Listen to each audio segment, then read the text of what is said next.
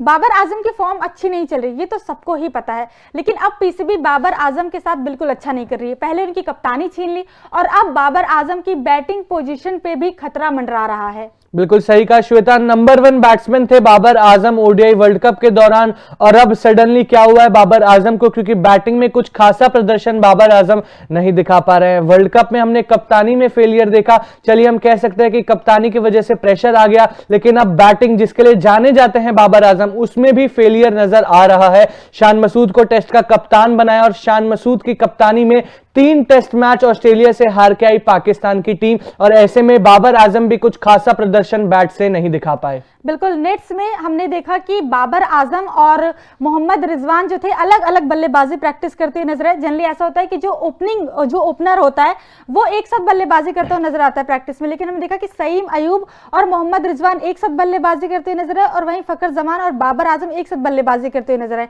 आपको बता दें कि 12 जनवरी से न्यूजीलैंड और पाकिस्तान के बीच 5 मैचों की T20 सीरीज शुरू हो रही है, और बोला जा रहा है कि न्यूजीलैंड के खिलाफ जब पाकिस्तान खेलेगी तो वहां पे बाबर आजम ओपनिंग करते हुए नहीं नजर आएंगे, बल्कि नंबर 3 पे बल्लेबाजी करते हुए नजर आएंगे। ओपनिंग बहुत सालों से T20 में कर रहे हैं बाबर आजम, लेकिन अब बोला जा रहा है कि बाबर और रिजवान की जोड़ी को तोड़ दिया जाएगा। बाबर आजम नंबर 3 पे बल्लेबाजी करेंगे और ओपनिंग करेंगे सईम अयूब और मोहम्मद रिजवान। बिल्कुल, पहले एक तरह से आपने कप्तानी बाबर आजम से छीन ली और अब बैटिंग पोजीशन बाबर आजम से छीनी जा रही है। ऑब्वियसली बिल्कुल सही बात है कि बाबर आजम कुछ खासा प्रदर्शन बैट से नहीं दिखा पा रहे, लेकिन श्वेता T20 वर्ल्ड कप 2024 सब टीम्स अपनी तैयारी में लगी हुई है, और पाकिस्तान टीम ऐसे में तैयारी के नाम पे सिर्फ और सिर्फ चेंजेस कर रही है। और बाबर आजम, जो कि अगर आप किसी भी खिलाड़ी, पाकिस्तानी खिलाड़ी से पूछेंगे कि नंबर 1 बैट्समैन आपकी टीम में कौन है, तो सब बाबर आजम का नाम लेंगे, और अब उसी नंबर 1 बैट्समैन की पोजीशन पर सवाल उठा रहे हैं। बिल्कुल ध्रुव, मुझे लगता है कि चेंजेस करना बहुत बुरी बात नहीं है, आप चेंजेस करिए, और पीसीबी बहुत ज्यादा चेंजेस कर भी रही है,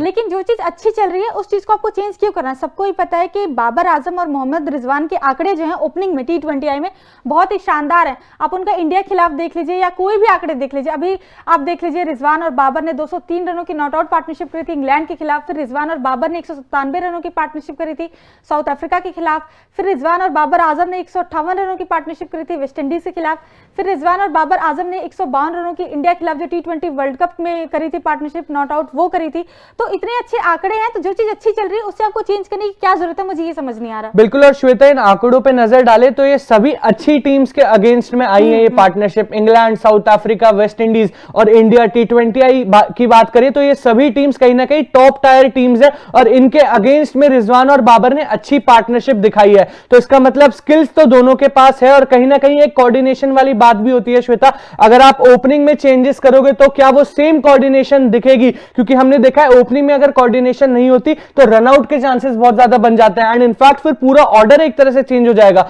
अगर आप बाबर आजम को नीचे खिलाएंगे तो उससे 2 डाउन 3 डाउन और सारी पोजीशंस कहीं ना कहीं इधर उधर जरूर हो जाएंगी। चलिए, फॉर्म अच्छी नहीं चल रही बाबर आजम की, लेकिन ये नहीं कि आप उनकी पोजीशन ही चेंज कर दीजिए। बिल्कुल, हमने देखा कि ओडीआई में नंबर 3 पे बल्लेबाजी करते बाबर आजम। ओडीआई में हमने उनकी बहुत सारी पारियां देखी, रिसेंट पे इतनी अच्छी नहीं रही। हमने एशिया कप में देखी, हमने वर्ल्ड कप में देखी, ओडीआई वर्ल्ड कप में देखी, वहां इतनी अच्छी नहीं थी, लेकिन T20 की पारी हमने काफी टाइम से नहीं देखी है बाबर आजम की, और तब उनका फॉर्म बहुत अच्छा था। अब इनका फॉर्म रिसेंट देखा जाए तो एशिया कप से थोड़ा गड़बड़ हुआ है। अब किस तरह की बल्लेबाजी करते हैं ये चीज देखने वाली थी, और ऐसा तो है नहीं, विराट कोहली का भी एक टाइम पे खराब फेज चल रहा था, तो ऐसा तो था नहीं कि भैया आप नंबर 3 पे बल्लेबाजी मत करो, आप नंबर 5 पे बल्लेबाजी करो, या आप ओपनिंग करने लग जाओ, ऐसा तो नहीं करवाया गया। तो अपने प्लेयर्स पे ट्रस्ट वाली बात होती है जो कि पीसीबी नहीं दिखा पा रही है। बिल्कुल सही का, एक ट्रस्ट वाली बात होती है और एक टाइम देने वाली बात होती है जब भी डाउनफॉल की बात होती है। एक मान लीजिए कि बाबर आजम का डाउनफॉल चल रहा है, लेकिन पीसीबी क्या उनको उतना सपोर्ट और उतना टाइम दे रही है, इनफैक्ट चेंजेस बहुत ज्यादा कर रही है, जिससे खिलाड़ी कहीं ना कहीं डिमोटिवेट होते हैं। आप देख लीजिए श्रेयस अय्यर परफॉर्म नहीं कर पा रहे थे, शॉर्ट बॉल पे आउट हो रहे थे, लेकिन राहुल द्रविड़ और रोहित शर्मा दोनों ने ही उनको सपोर्ट करा, उनको वो टाइम दिया, बैक करा उस खिलाड़ी को, और फिर श्रेयस अय्यर ने प्रूव भी करा कि उन्होंने अपनी स्क्वाड में जगह क्यों बनाई, प्लेइंग 11 में जगह क्यों बनाई। तो कहीं ना कहीं बाबर आजम के साथ जो भी हो रहा है बुरा हो रहा है। एकदम से चलिए कप्तानी छोड़ी क्योंकि प्रेशर बहुत ज्यादा था, और अब बैटिंग पोजीशन चेंज करने वाले हैं बाबर आजम की, तो कहीं ना कहीं बहुत बड़े सवाल ये खड़े करने वाला है जरूर। और सबसे बड़ी बात कि शाहीन शाह अफरीदी नए कप्तान बनाए गए हैं और शाहीन शाह अफरीदी और बाबर आजम के रिश्ते बहुत अच्छे माने जाते थे और ऐसा बोला जा रहा है कि बैटिंग पोजीशन चेंज करने में शाहीन शाह अफरीदी का भी बहुत बड़ा हाथ है और मोहम्मद हफीज का भी बहुत बड़ा हाथ है। लेकिन अब इस सारे मुद्दे पे आपकी क्या राय है, कमेंट सेक्शन में कमेंट करके हमें जरूर बताएं और साथ साथ ये भी बताइएगा कि क्या बाबर आजम की T20I में पोजीशन चेंज करना कितना सही है और कितना गलत, ये भी कमेंट सेक्शन में कमेंट करके हमें जरूर बताइएगा और साथ ही साथ तूफान स्पोर्ट्स को लाइक शेयर एंड सब्सक्राइब करना बिल्कुल भी ना भूलें।